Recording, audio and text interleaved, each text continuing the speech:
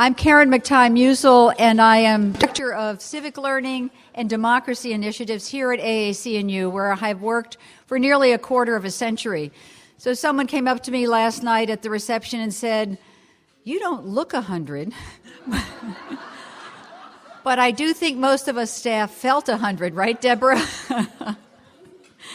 But we're so pleased you're here. This is, I think, the largest women's networking breakfast we have had. I saw someone who had been here in the very early days when we probably filled, I don't know, maybe 4 tables and took a big stab that women might like to get together. My first AAC&U meeting was in New Orleans. I want to say 87, but it might have been 86. And I remember Peggy McIntosh, who was at Wellesley Center for Research on Women and did so much wonderful work and wrote the sort of groundbreaking article, White Privilege. She was there along with probably 5 others of us. And we would find each other in the elevator. And though you were clearly women, you didn't know whether you were feminist or not, so... And you kind of would ease around each other till you discovered, of course, you were. This is a moment when we've been looking back, and so I just played around the other day with what was happening in January 1915 besides a disastrous war in Europe. And we weren't in it yet in 1915, but it was a war, as all wars do, that disrupted the normal order of things.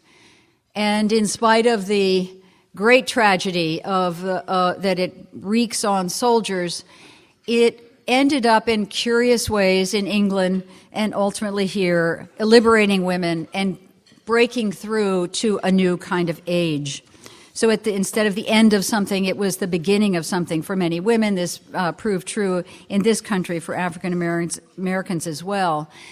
But the month that AAC&U was founded in January 1915, I learned that on January 12th, we seem to have had as enlightened a U.S. House of Representatives as we have had recently in May and the future. The U.S. House of Representatives rejected a proposal that day to grant women the vote.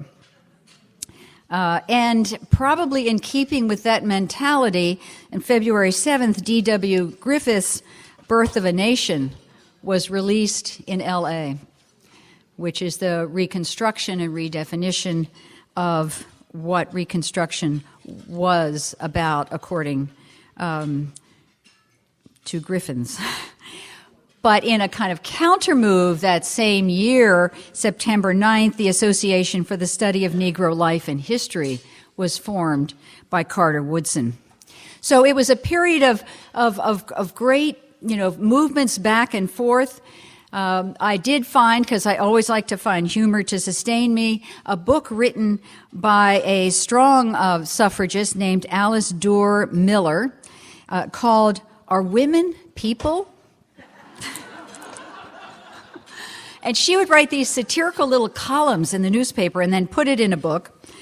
And apparently a speaker at the National Education Association, I will repeat that, at the National Education Association, advised girls, and where is Kelly Mack when I need her, advised girls not to study algebra. Many girls, he said, I'm sorry, had lost their souls through this study.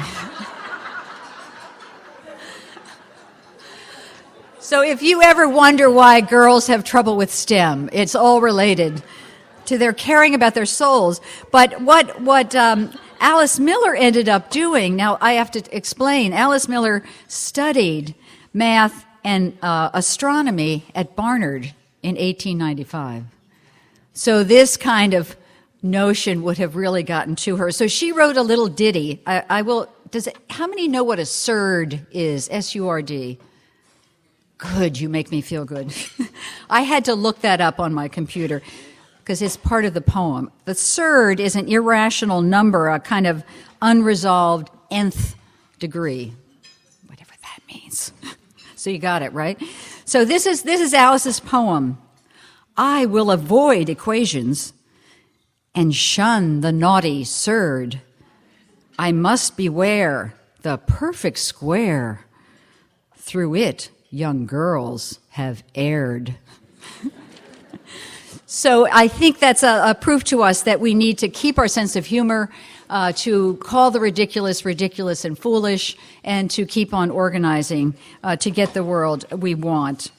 One of the worlds we want is more people like you, and one of the things that AAC&U has done over the years, over the last 10 years I think it is award scholarships in honor of and honoring the sort of engaged scholarship that Pat Cross represented to so many of us. So you met them the first day. They stood before the group at our opening plenary, but there are 5 of the 10 that opted to come to the Women's Networking Breakfast. I have no idea where they are in this crowd. Right there. Oh, good. Thank you. There was supposed to be a sign. So I'm just going to read their name and they're going to stand again. But if you make your way here, what's exciting is the range of work that they are doing, the range of scholarship, the engaged way they're organizing on their campuses, the way they're initiating connections with, in some cases, younger girls that they're mentoring through STEM programs and other things.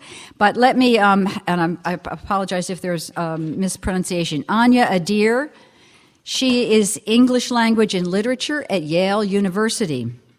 Victoria Hortensia Febre, Visual Arts at Stony Brook.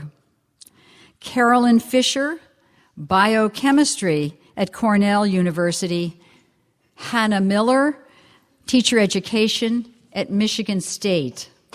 And finally, Nagmi Nasseri Morlock, who is in Sociology at the University of Colorado, Boulder.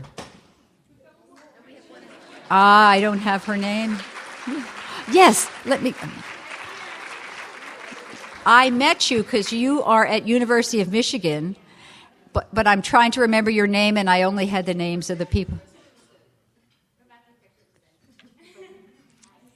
Yes. So thank you very much for coming, and thank all 6 of you for coming. I loved the video that Deborah and others created for AAC&U to celebrate this centennial. Deborah Humphreys, our vice president for communications and public affairs. I mean, we change our names all. Yes, a lot more words than that, and no colons.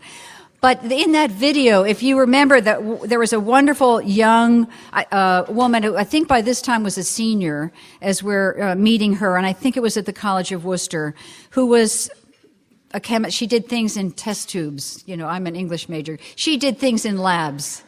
And she told me what she did, and I can't remember what it is she did. Because I took that seriously about math and really losing your souls. But she says, there's nothing you can throw at me I can't handle. It was this great phrase, and I feel that about your generation of young women. We need that confidence. We need you to instill that in the women coming after you. And I hope we've provided some kind of mentoring, some sort of chutzpah on our end to really say, if you don't like what you got, change it. Don't wait for someone to give it to you. One of the things you'll find on your table is a set of green descriptions of 3 of the sessions today that you can go to. Yesterday, there was one, I don't know if anyone went to, that AAC&U, we don't have it on this list because you couldn't have gone to it, it's over with, on women leading from the middle. But today there are 3 other ones. One on exploring the power of networks to transform undergraduate STEM education. Another on strategies for affecting gender equity and institutional change, lessons from Advance. And the 3rd one, culturally responsive, inclusive pedagogies for the future, challenging dystopic vision. That's by the Campus Women Lead, which you know I don't think we've had a conference without a Campus Women Lead hands-on workshop for probably a decade. So be sure to try to fit one or all of those into your schedule. And I'd like now to bring up to the podium Catherine Campbell, who's the person who did all the work of putting that together, who is the editor of Diversity and Democracy. Some of you know her as the former editor of On Campus with Women, and she is now the coordinating editor for Gender Equity in Education at AAC&U. Catherine.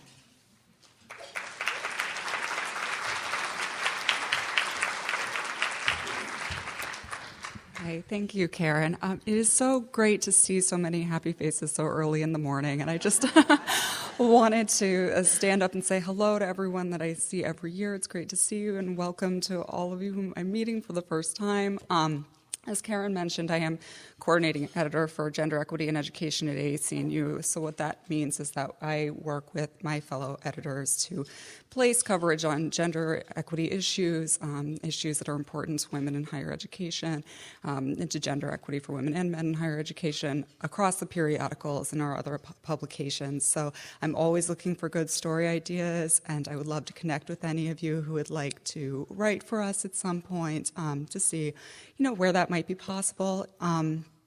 We are working right now on an issue of Diversity and Democracy. The periodical I edit for AAC&U, as Karen mentioned, focused on gender equity. That'll come out later this year, so please watch for that. And I also wanted to draw your attention to a recent publication, this issue of Peer Review on Gender Equity in STEM, which is edited by my colleague Shelley Johnson-Carey, and I believe my colleague Kelly Mack had a hand in this as well. And it's a great issue. There are copies on your tables you can take a look at, and we're also selling them at publications if you're interested in getting more. So please do reach out to me if you want to talk about participating as a writer in any of our publications. My email address is Campbell, my last name, at aacu.org, or feel free to come up to me at any point. It's really great to see everyone. Thank you.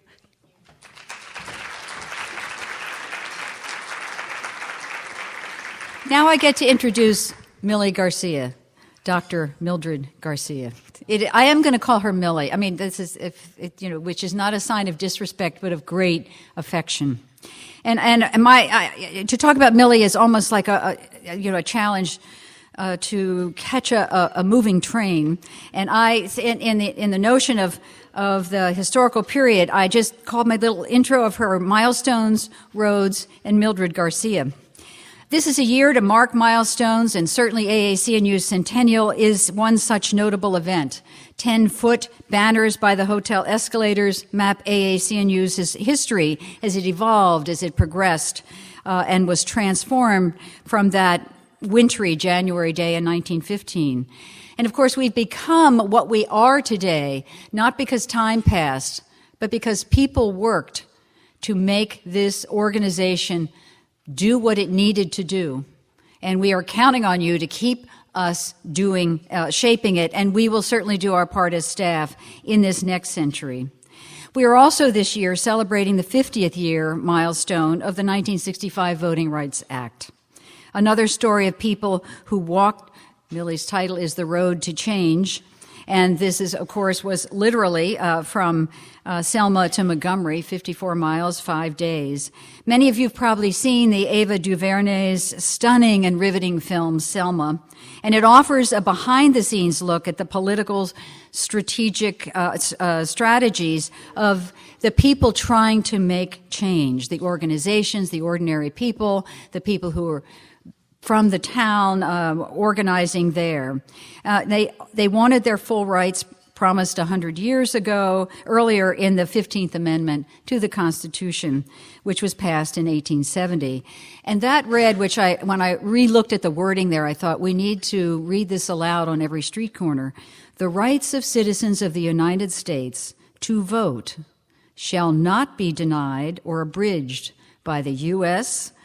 or any state on account of race, color, or condition of servitude. And clearly we've got this movement to disenfranchise a lot of people of color. I think in Texas alone, the increase in the number of people of color was 500,000, 500,000 that justified a new seat. The number of whites in Texas decreased by 150,000. The new seat is run by a white person. So we have really work to do even now. But Selma was also a film and about the forces and the habits and the cowardice that kept all of that in place. And so, and this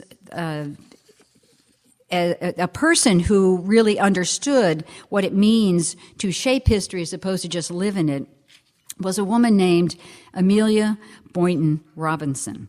And she celebrated her centennial 3 years ago. As many of you were flying to Washington, D.C. on Tuesday night, she made her way here to be a guest at President Obama's State of the Union address. She is now 103. And on Bloody Sunday, March 7th, 1965, this civil rights activist, who was then 53, was beaten unconscious on the Edmund Pettus Bridge by police determined to stop people who wanted to walk the road to change.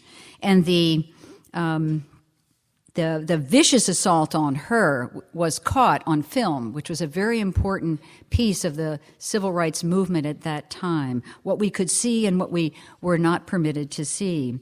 And the horror that people felt seeing that happen, or some people felt seeing that happen, changed the world. Her bravery mattered.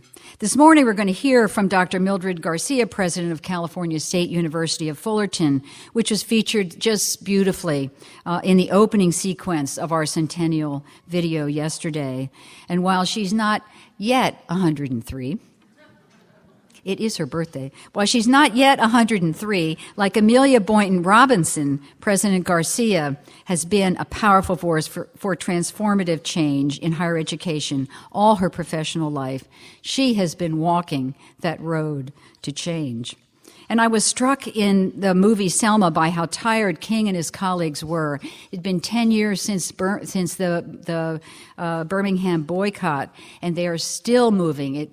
They'd passed the Civil Rights Act in '64, and they're still having to march and face violence in order to change the world that they're in. And then I began to say, what sustains movements for social change? What would keep you on that road, walking when your feet are tired and you really are going to pay a price by keeping on walking? And I thought of that in terms of the efforts to reform and reimagine and reinvent higher education, especially in light of shameful inequities that President Garcia wrote about just 3 weeks ago in an article.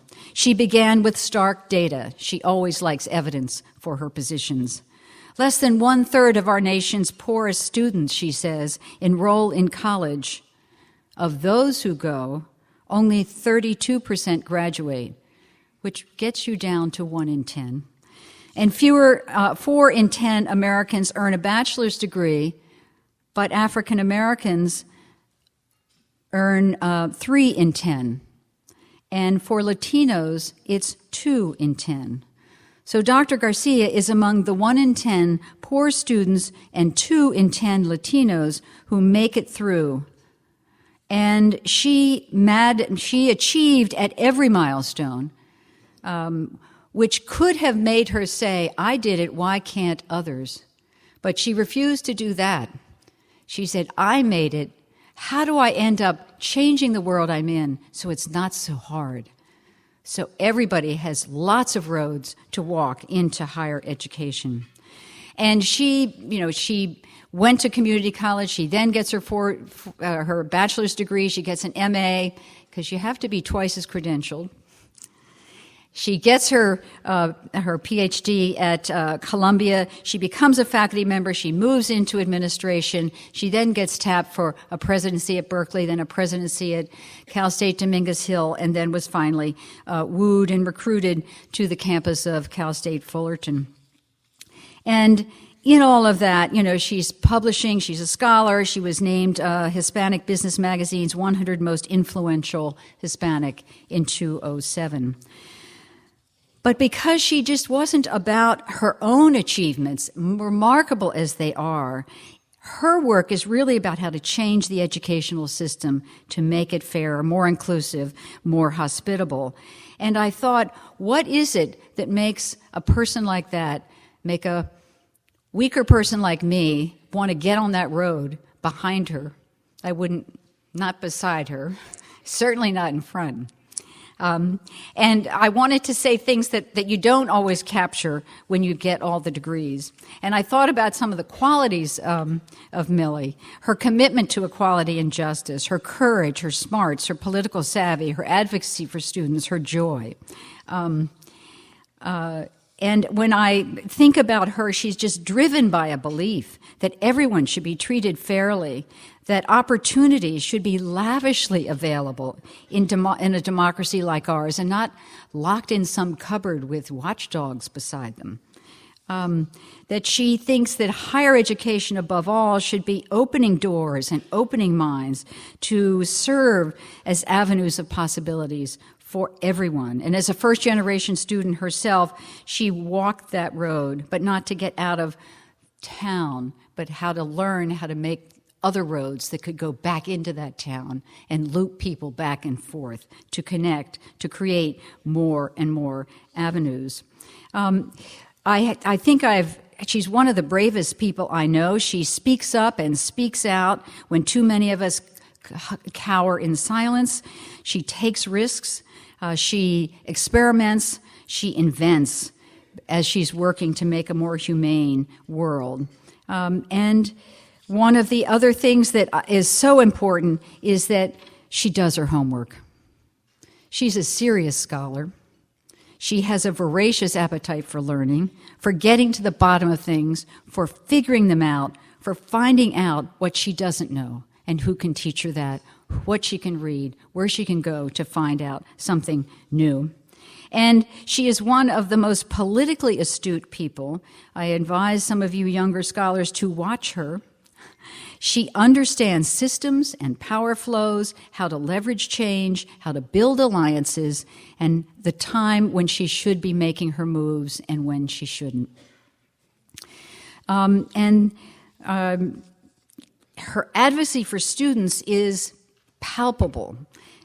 Her commitment to students is fierce and it's unwavering. If she defines herself as anything, it's as an educator. And she always wants to be teaching somebody, wherever she is, whatever her title. Her Christmas cards that come that are institutional, right? It's Cal State, whatever, telling who she is. I shouldn't say whatever. Cal State Fullerton and Cal State Dominguez Hills. She insists on giving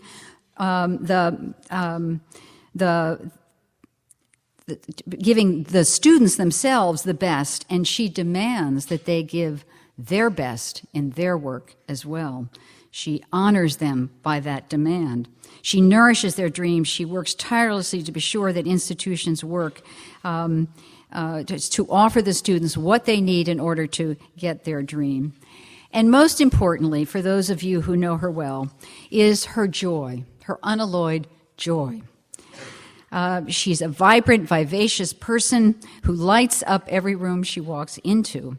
And she knows that to keep the movement flowing, to keep moving ahead, you have to have fun along the way. And so she savors life, and she teaches some of us that are earnest and cerebral to pause, to smile, to laugh, to dance. And that brings me to my quote that will bring her to the stage. As Emma Goldman said, "If there's no dancing at the revolution, I'm not coming." And neither is Mildred García. Please welcome her.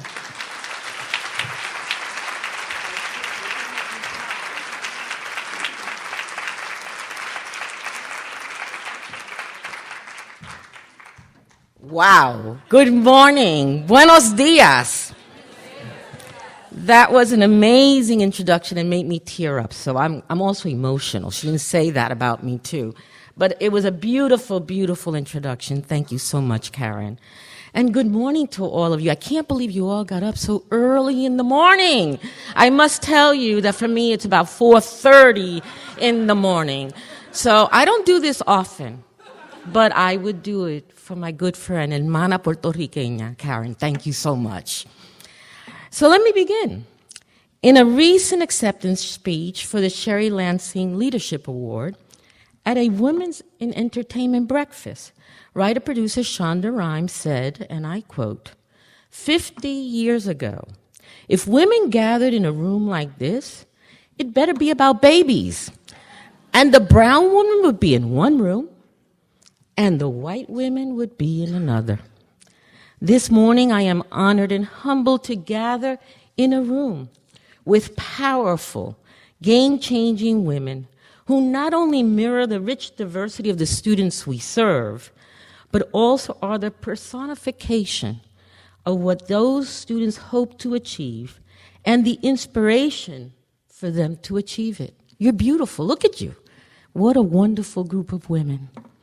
As Ms. Rhimes did in her speech at that women's breakfast, I find it impossible to meet in groups like this and not take note of this particular time in history. We've seen the first Latina, Puerto Riqueña, take her place in the Supreme Court. We've seen more women and persons of color become presidents of our institutions. We recently saw an Iranian mathematician and Stanford professor become the first woman to ever receive a Fields Medal. I could go on and on just by citing the incredible accomplishments of the women in this room too. But the bottom line is this: as important as it is to celebrate these achievements, it is equally important to remember they don't mean women or people of color are certainly getting smarter, or that we are the ones, who are, quote, unquote, progressing.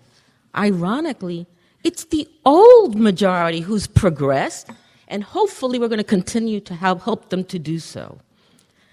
Over the past 20 years, I have been honored to carry the torch of the heroes and sheroes that came before us and work with AAC&U to help continue paving the road to change that has led us all here today.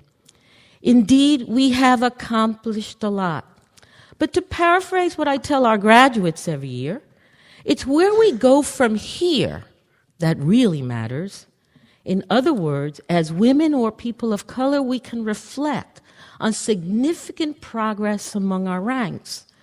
But as we reflect on how far we have come, it is also our duty to the students that we serve that we also reflect on how far we haven't. As many of you have undoubtedly experienced, there are still too few women and people of color in leadership positions in higher education.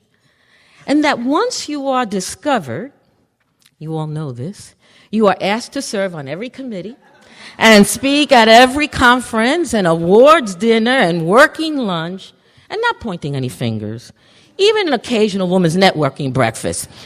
But all kidding aside, the truth is I love giving back and participating in every capacity I can.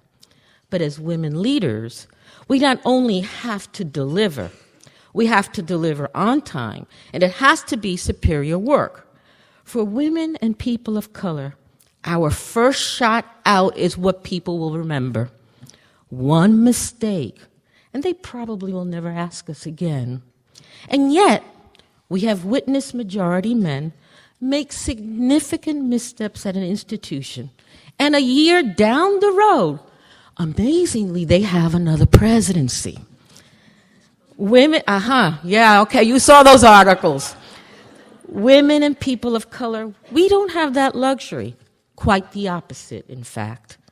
I bring this up not to discourage us, but to remind us that effective leaders must understand the culture we're in before we try to change it. If we are strong, we are seen as bitchy, whereas men with the same characteristics are seen as assertive, and the list of contradictions go on. Paradoxically, and this isn't something we talk about in higher education, and sometimes we don't talk about, women can also be hard on women.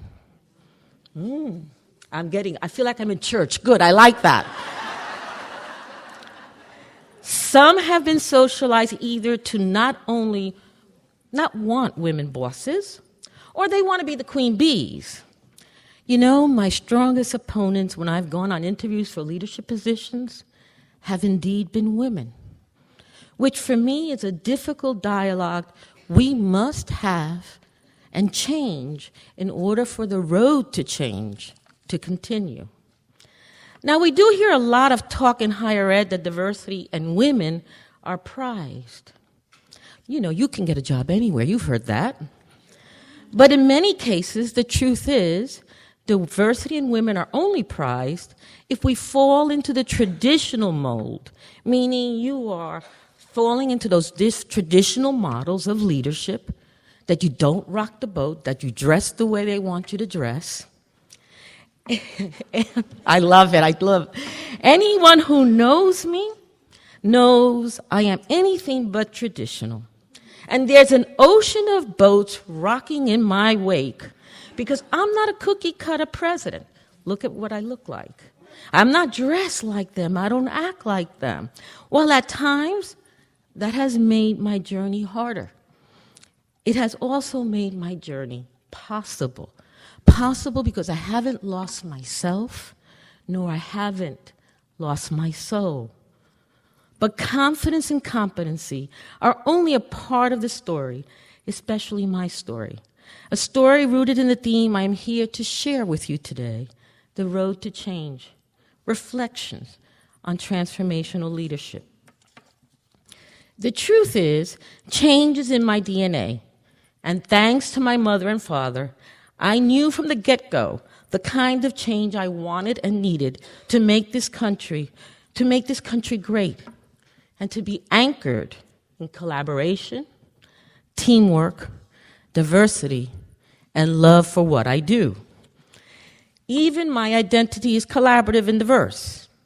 I'm a woman, I'm Latina, I'm a New Yorican, very different, and a first-generation college student from a lower socioeconomic status, whose parents came from Puerto Rico.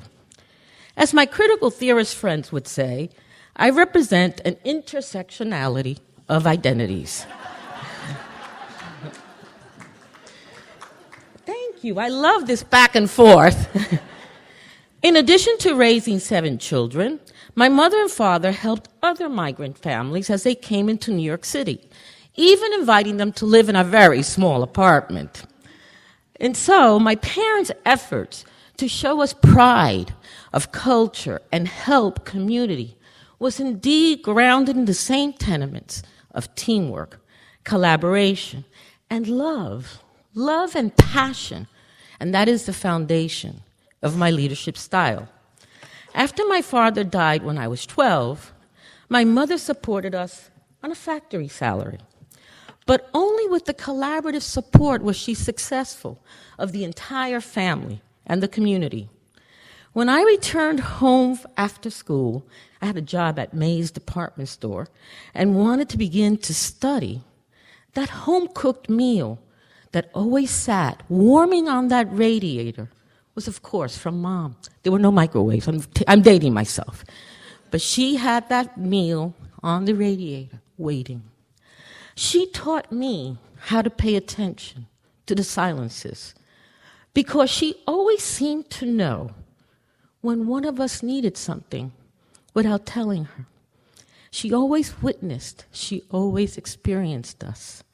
And she always said, the only inheritance a poor family can leave its children is a good education. And she supported that in her own way. Indeed, college opened doors for me, and I was eventually able to begin giving back by teaching while pursuing my degrees and seek out new mentors among my ranks. This remained true throughout my career. Each institution and team I worked with taught me something new. And if I had stayed at one institution and one type of institution and not continued to educate myself, I wouldn't have gained the experience that helped me become Berkeley College's first system-wide president in 2001. Again, collaboration and teamwork drove my success at Berkeley. And I'm going to pause here and say I have been at many different types of institutions. People will tell you that's terrible for your career. I would never do it differently again. I worked at a community college. I worked at a four-year institution. I went from academic affairs to student affairs and back to academic affairs. I went to a Research One institution. I became president at a for-profit institution. An experience that I would never change for a million years because it taught me so much to help me to be successful in more presidencies. And so when people go with your heart, go with your soul. And at Berkeley, that collaboration and teamwork drove success. I brought in a diverse group of strong faculty administrators who not only complemented my strengths, but compensated for my weaknesses. And this brings me to an important aspect of leadership that I believe is critical. It's shared governance. I have no problem with a member of my team representing me in public or the provost or vice president making a decision in my absence. That's why you work so hard to hire the right people and build that collaborative team of trust. Your team is also the reason you don't kill yourself working too hard. When I was president, a new president at Berkeley, I came in running a short sprint until I realized, hit a wall because of health, that I needed to be in a marathon. You can't do everything, and you shouldn't be available 24/7, 365. To be effective, you have to make time for yourself to reflect, re-energize, refresh. You have to find time to be with family. You learn, you dance, you travel, you read, you do yoga. Whatever helps ground you and keeps you hopeful about life and its possibilities. And if you're single like I am, the tendency can be that you think you can do it all because you don't have a spouse or children pulling you at home, that you should work around the clock to prove that you can do this. I learned the hard way. That is not the case.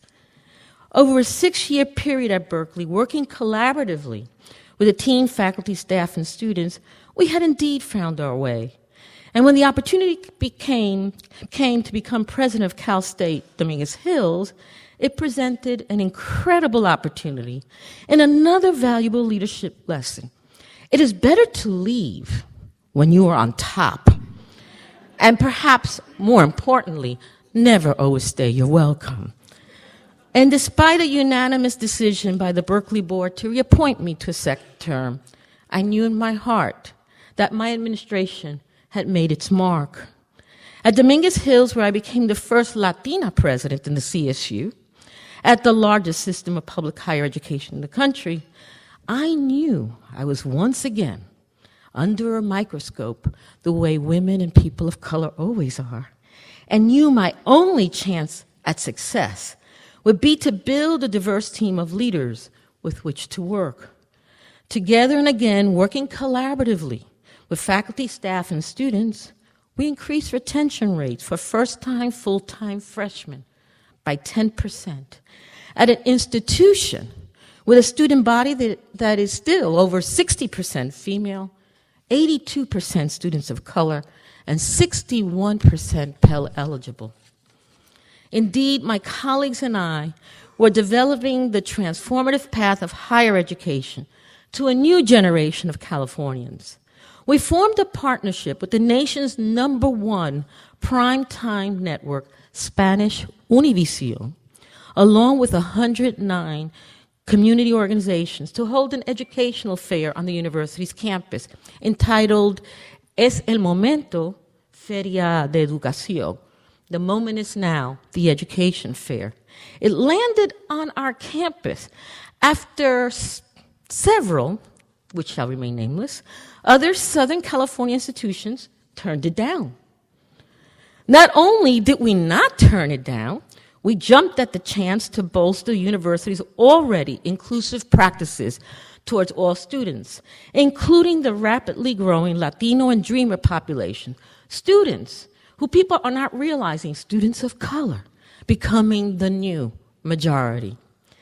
In the planning phase, we decided to set up our basketball gym like IKEA. I know many of you have been at IKEA, and you all know that that's a store. You walk in, and you can't get out until you go through the entire store. So we set it up that way, and it would begin with information about pre-kindergarten. It went all the way through college. Every stop on the path had information, had people reading to children, pamphlets, books, volunteers, giving presentations, answering questions. The difference between this one and every other college fair, what was it? It was in Spanish. Everyone working at the fair spoke Spanish to those who came to that fair. That first year was a Saturday. I felt we would have about 1,000 people. We expected about that. 5,000 people showed up. Second year, 20,000 people showed up. By the third year, which was my last year that I was there at Dominguez Hills, 50,000 people attended. The fair shattered the myth that Latino parents do not care about education. And you saw parents standing on lines with children in their hands, picking up all the information they could. On the exit surveys, the most important thing they told us was that their children didn't need to translate for them what they needed to know, and they were excited that that wonderful FAFSA workshop was in Spanish. But despite the collaborative success I found at Dominguez Hills, eventually the call came for another opportunity, this time at one of the largest and most diverse institutions in the state, California State University, Fullerton. And that is how my personal journey shaped my professional journey. And that is why I'm in the position I am in today, a first-generation college student, leading an institution that aims to transform the lives of its students the same way mine was transformed and my family's lives was transformed, through quality, accessibility, higher education grounded in collaborative practices, teamwork, and very important, love for what I do, the institution I serve, and the students I love. 55% of Cal State Fullerton's more than 38,000 students are striving to become the first in their family to achieve a college degree. 55%, first generation, out of 38,000.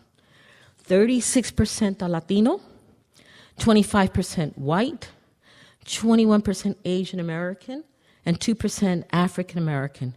It's a direct reflection of the rapidly changing demographics of our county, where I'm situated, and California. So as a point of reference, Cal State Fullerton was founded in 1957. 90% of California at that time was white. Today, the state is 39% Hispanic, 38% white, 13% Asian, 6% African American, making it the first majority minority state in the U.S. And those that know me know I hate the word minority, because we're not minorities. And what that says and what the language says. Texas, Arizona, and several other states are right behind us. And according to the U.S. Census Bureau, the entire country will be like this very shortly. I keep hearing the different dates, but it's about 2043. In this way, Cal State is ideally suited to lead the nation in educating this new majority, including a generation of women and students of color who are no longer breaking ground just by being at the table. They are dictating what is happening at the table. And to me, that is one of the most exciting aspects of our jobs. In order for us to continue to ensure that the faculty and staff also reflect the same diversity, I created a standalone division of Human Resources, Diversity, and Inclusion. Long title, so we call it HRDI. It elevated the head of that area to a vice president position, the first position in the CSU's 23 campus system, and we made one of the 4 goals of our strategic plan to recruit and retain a high quality and diverse faculty and staff. I don't need to tell this audience the importance of elevated of HRDI to a vice presidency. When you have a vice president working along with deans and other vice presidents, sitting on the cabinet, reporting to the president, seeing inclusion with a different lens for everybody and speaking about it at the table, people notice.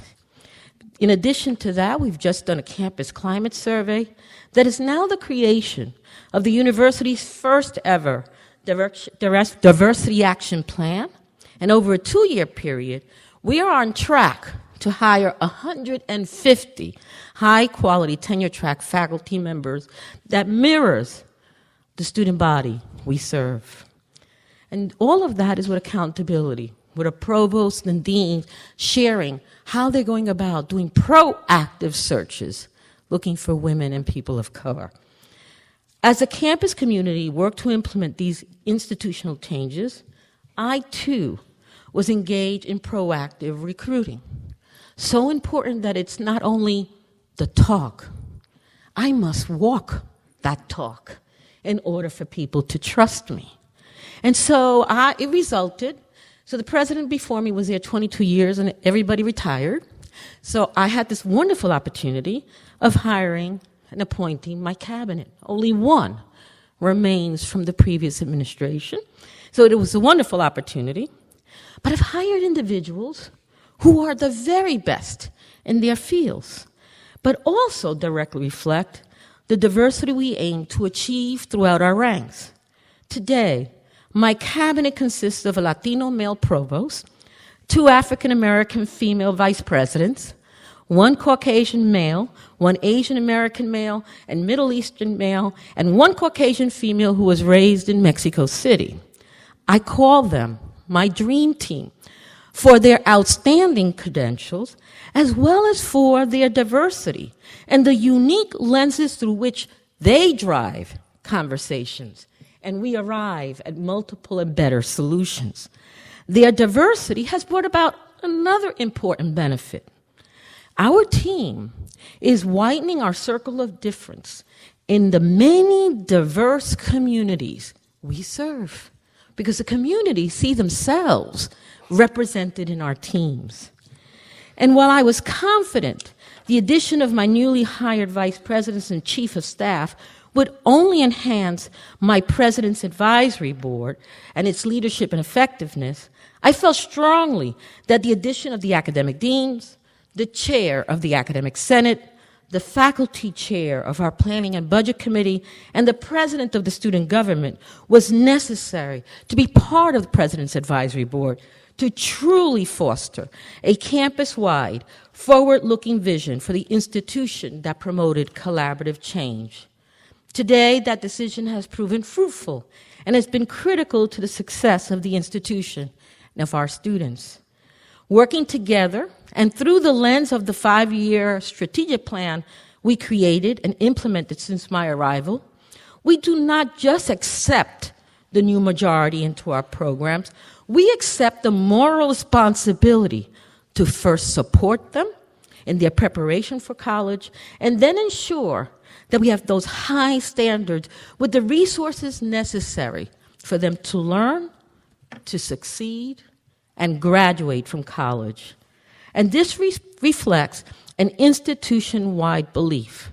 The onus to overcome the obstacles our students face, obstacles like fear of deportation, underfunded K-12 systems, the necessity to work multiple jobs to support families, and I could go on, should not land on the shoulders of the students, but rather on us by coming here to Cal State Fullerton vowed to support those students. Our collective work thus far has contributed to Cal State Fullerton being ranked #1 in California and 10th in the nation in awarding bachelor's degrees to women. #1 in California and 4th in the nation in awarding bachelor's degrees to Latinos. and fourth in the nation in awarding bachelor's degrees to underrepresented students.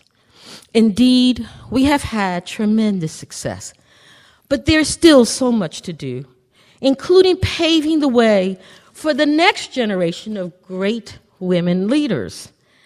That is why I put a significant amount of time to mentoring women at my institution and beyond. Women like Dr. Berenice Ames, my Vice President for Student Affairs, Dr. Marianne Villarreal, Director for Student Initiatives and University Projects, both women of color who, from where I sit, will lead an institution someday. That is how I hope and we hope to shape what leadership looks like today and what it must look like tomorrow. This effort plays into the final topic I want to discuss and will be a nice bookend considering it's what we're supposed to be doing this morning. That, of course, is networking. From my perspective, women don't network enough. It is so important and crucial to our individual survival and success, and building strong bonds and friendships like Karen and I, where we can pick up a phone 24/7, and you have those resources right there at your fingertips. Women in powerful positions, strong, educated women, and yes, some feminist men, need to mentor those who follow in our footsteps. We need to find more ways of supporting each other. We need vehicles to support young women who want to be administrators, faculty members, presidents. Have more events like this, where seasoned women, I'm not saying older, seasoned women can lead the path to change through mentoring and networking, and a new generation comes together, bringing more transformative women leaders. I can't tell you enough. Believe me, it is worth fighting for. And in memory of my mom and the millions of other strong women of her generation, I am proud to stand on the front lines with you. Thank you.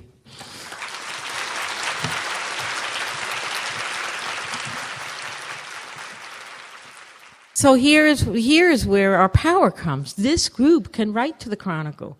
And of course, if we presidents, thank you. If we presidents, women presidents do it, of course it's it's all about us. But you've seen that. Every time a woman president gets a raise in California, when I became president and the House needed a lot of work, and they did the House before I ever got there, my name was in the press every day, calling me the diva. Now, I may be the diva, but it's none of their business. But and I didn't ask them to pay what they paid. So, it's that kind of, we need people to speak up. And I think that is one of the things that, if there's anything that really frustrates me, is that we don't know the power we have and that we don't speak up. And so I know that I am seen on the board of many organizations, including AAC&U, as someone who will not be quiet, and sometimes they're annoyed by it. But if I truly believe that something is going wrong, I'm speaking up. And my friends know that about me. And so we need to, and yes, it's scary, and yes, you're taking risks, but if you really believe in what you believe in, and you see something going on, you've got to speak up. Thank you for that question. Others? Yes, ma'am. Hi. Montclair State Days. Yes. So the way you make it happen, and for us, the institution had never had a strategic plan, ever. And I walked in the middle of them trying to get one together for our accrediting association. They had about 30-something goals. We brought it down to 4. Recruit and retain a high-quality, diverse faculty and staff. Increase retention and graduation for students. Support, what's in the third one? It's support. Oh, and one is for university advancement to raise dollars and the other one is to the curriculum part of faculty and students in order for students to learn and graduate. Those are our 4 goals. And then we have strategies under on how we're going to get there. Everybody on campus, and I have people here from campus, knows that strategic plan. It goes to the deans talk to the chairs, it gets through the campus. We have 2 town halls every year about our progress. The Planning, Resource, and Budget Committee knows, which is mostly faculty, knows that their recommendations on the budget has to be along the strategic plan. You know, strategic plan is a budget. You know, you all have dollars. That follows where the institution's commitment is. And for me, my commitment when I walked in there, and they knew it, was making sure that our students are learning and, yes, graduating in order to be successful in this world, and that we were going to have a high-quality faculty and staff that are diverse to help them. And that's where our dollars go. You make those, of course you have to have an emergency fund, so when the $150 million deferred maintenance we have is not addressed and a pipe breaks, you've got to have money there. But when we're looking at the budget and preparing for the next year, it's that strategic plan that guides us. To me, it's simple, and you hold everybody accountable. I hold my vice presidents accountable for that. I meet with them every quarter on their goals, and I say, where are we? Why is this working or not working, and how we're going to make this better? They then hold the people that work with them, and including the academic deans. Academic deans now have to present to the provost retention and graduation rates by department. And what are those courses that are the bottleneck courses? I mean, if you really believe in it, you have to go after the problem.